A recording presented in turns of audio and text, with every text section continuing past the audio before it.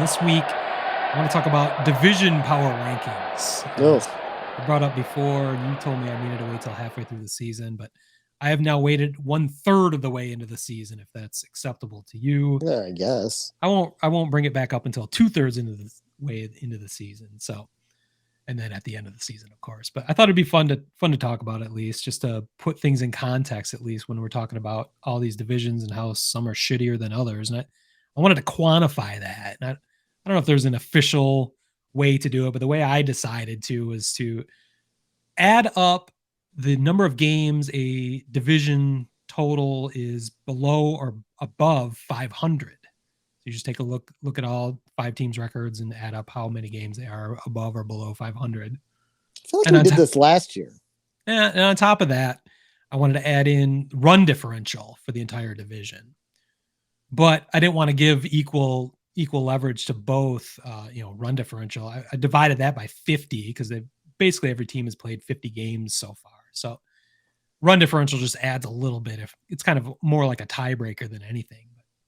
So I ran all the numbers, and it came out pretty much the way you thought. But there are a few surprises. So number one, you want me to start number one or start from the worst? Well, we start. Yeah, just start number one is fine. Well, the best division in baseball is, of course, the American League East, which you should not be surprised at. 3 teams above 500. Uh, Actually, the Tigers are heading to New York this weekend, which makes me a little nervous, but Tigers seem to do okay against New York traditionally, which is kind of bizarre. Another thing that could only happen in baseball, but you've seen the wrath of the ALE, so you're probably not surprised that that's how they came up. In my system, they had a total of plus 29. In second place, do you have a guess who the second place division would be? The West of the NL. It would be the NL West. Yes, they came in at 26 points. They again have 2 teams over. They have 3 teams over 500, and I mean, really led by the Dodgers, who have a run differential of 112 already, which is kind of amazing. I think the next highest is maybe 80 something. 84 by the Yankees. Yeah, there you go. 77 by the Mets in third. Yeah, well, we'll get to the Mets. Third place, the third strongest division in baseball, kind of surprised me. AL West. It is the AL West. Not surprising to me. They are got a -1 on my scale. They are the top 2 teams were 29 and 26. This is -1. The rest of the teams are below surface, whatever you want to call it. Mainly because Seattle has been so much worse than I expected. I think a lot of people expected.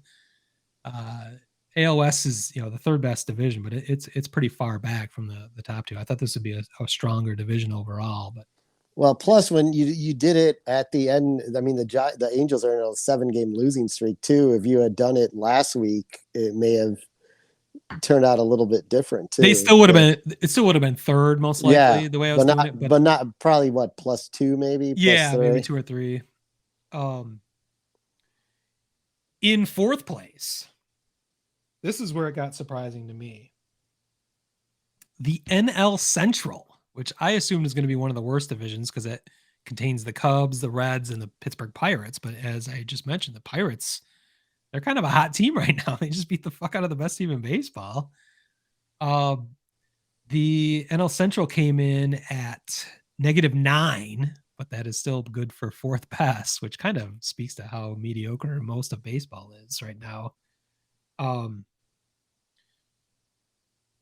had a factoid with that. No, I guess I didn't. In fifth place is easily the biggest disappointment in all of baseball is the NL East with a -16. The only respectable team in that entire division is the one I would at least have expected to be respectable, and that is the New York Mets, which we love to refer to as the New York Mess.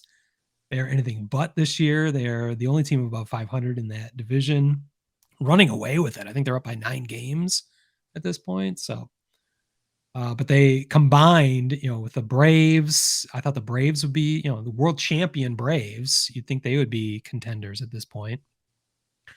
They are anything but. You'd think the Phillies would have something to say, but of course, as predicted, their defense and horrific bullpen have sunk them no matter what their offense produces. Yeah. So just kind of a ridiculous division. But they are, of course, not the worst division in baseball. And you knew this was coming. It is the AL Central, containing both your White Sox and Woo, my Detroit Tigers. woo.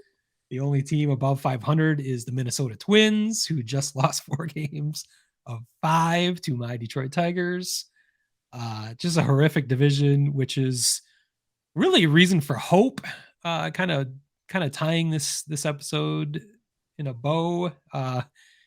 There is reason to hope. As bad as your team looks right now, and as bad as my team has looked all year, the Twins aren't running away with anything at this point. They're not they have outplayed their talent in April.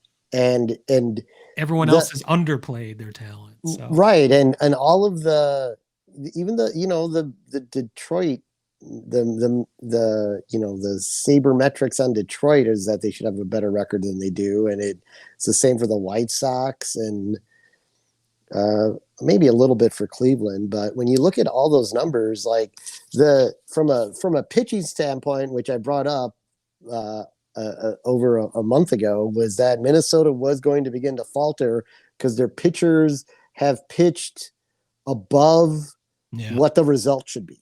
And now they're all going on the IL. I think Sonny Gray's out.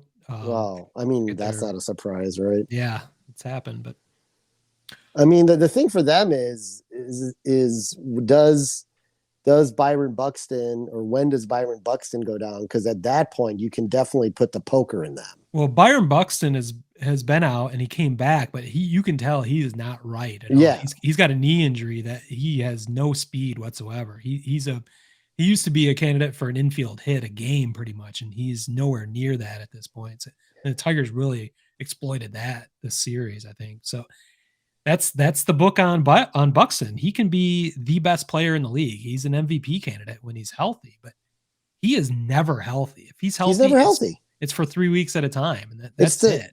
It's the same thing I was just talking about. Like, do some of these teams have to like consider, and if the White Sox are in a window and they can get like legitimate on the field talent, then it is worth getting rid of an Eloy Jimenez or a Yohan Moncada. Wow. If there is going to be a Bryce Harper out there every day who, maybe is out 15 games a season or something like that. That's a trade match, but maybe this is next week. I think you should put together a trade proposals that might make sense. There's other players involved at that point too. It's not just like, I'm not saying, oh yeah, we got a bunch of one-ups that are going to work out perfectly for the White Sox, but you've got the pitching, right? Lance Lynn's going to be back. Oh, he was awesome in his first rehab start, which is great for your fantasy team. But you got to get players who are going to stay on the field. I don't care what their potential is. Now is results. Potential's over. We need to see PV's trade proposals next week on episode 105. I guess I'll have to start on that then, but that's your homework for next week. All right. But anyway. Just to recap, the NL East came in at a negative 16 on my scale, and the AL Central came in at a negative 26 on the Smitty scale, whatever it is. So we will revisit that in about 2 months as we reach the 2/3 mark right after the All-Star break, maybe right around the trade deadline. So we can see how those compare to these current rankings. I think it'll be kind of fun to look at. Whether anyone else thinks it's fun or not, I don't give a fuck. I had fun.